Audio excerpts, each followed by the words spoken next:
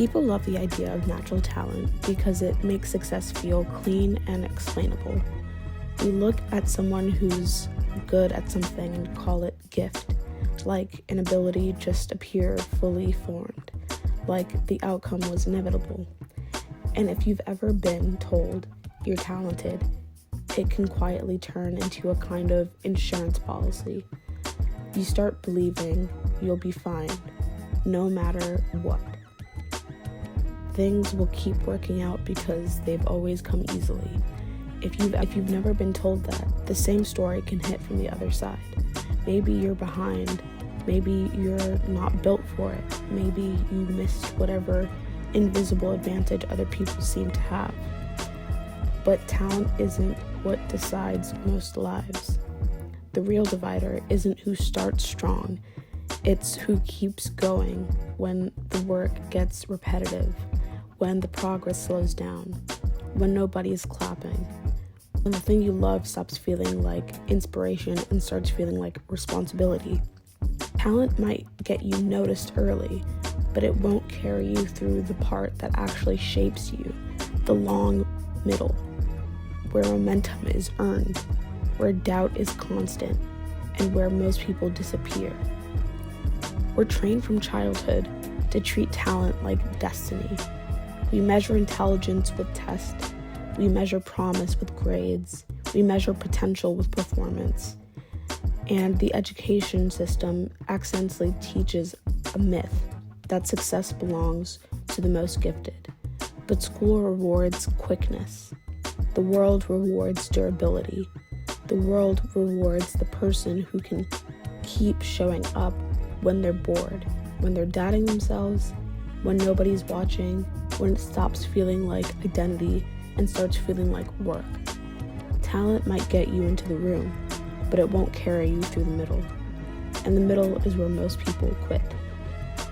We're surrounded by stories that make success look like fate. Hollywood sells the chosen one. Sports culture sells natural. Social media sells effortless genius. But those stories are edited. We see the trophy, not the routine. We see the breakthrough, not the years of silence. Psychologists call this survivorship bias. We focus on the few who made it and ignore the massive group who had equal ability but disappeared. We don't see the talented people who burned out, the brilliant people who quit, the creative people who were never discovered, believing the wrong cause. We confuse success with superiority, when a lot of success is actually stamina. That's why Basquiat matters. Jean-Michel Basquiat gets described like he was pure lightning, like he didn't even have to try, like genius spilled out of him. But when you study how he worked, the quote-unquote magical talent story collapses entirely. Basquiat didn't create out of emptiness, he created out of input. He collected source material, constantly sampling ideas the way producers sample records. In the Basquiat work ethic video, there's a detail that changes everything. At the beginning of his career, he bought 2 books that shaped his entire visual language until his death. Henry Dreyfus's symbol source book, filled with icons and forms he pulled from again and again. The other was Flash of the Spirit, a book that helped sharpen his message and identity. Those weren't decorations, they were tools.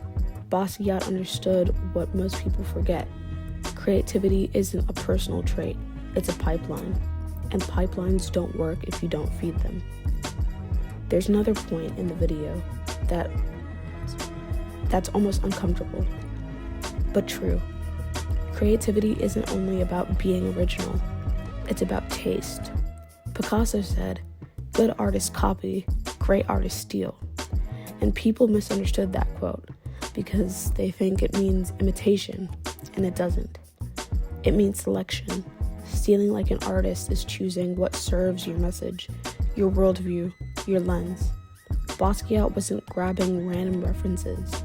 He was building a visual language that said something about power, race, and visibility. As mentioned in the video, that's what made his work feel alive. Ability without direction becomes aesthetics. Talent without direction becomes decoration. Then there's the part nobody talks about, speed. Basquiat worked fast, and speed matters because speed protects momentum. The longer you pause, the more your brain starts to negotiate.